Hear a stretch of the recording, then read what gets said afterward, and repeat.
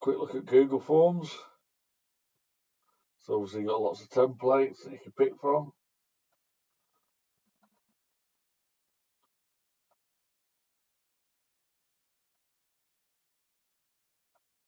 I'm just going to use the blank form.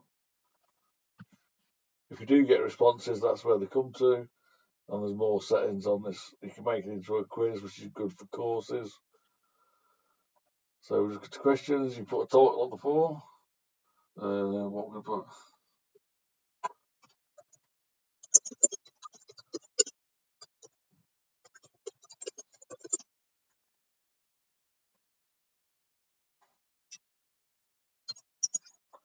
And the description.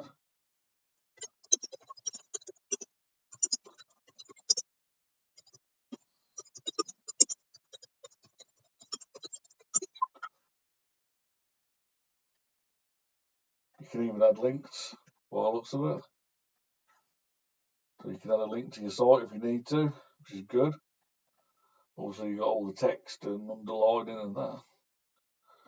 And you can add an image. I'll do that.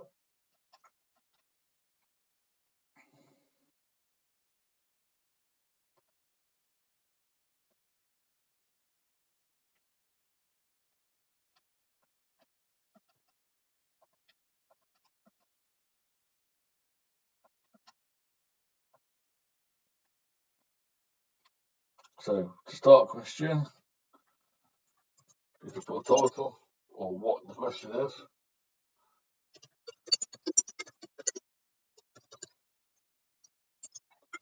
And then you have to choose what you want the answer to be, either multiple choice, check boxes, or a drop down menu.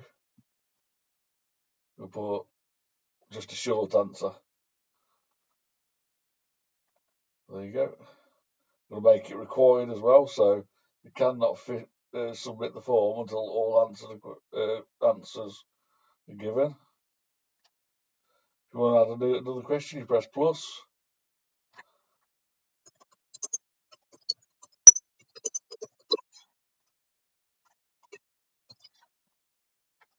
Same again, short answer, required.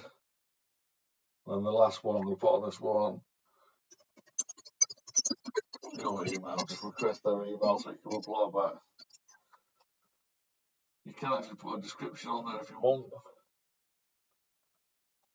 So I'll put on this needed for reply. So that is it. You can preview it, change the colours of it. Well, that takes a bit of experimenting to find out which you like the best. Preview it.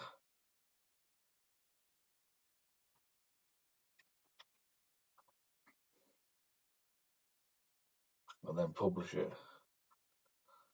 And once it's published, you get a copy.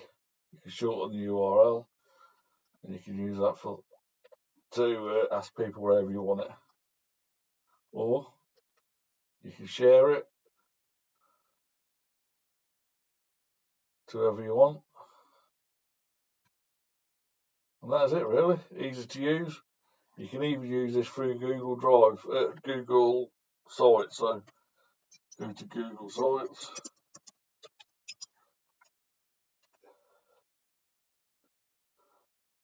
Click on a site.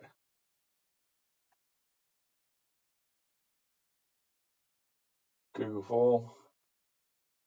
And obviously there's the one I just wrote, that one there. So I can insert that. But obviously I don't really want it. So that's it. Really useful. Have a play with them. They are good. Especially if you're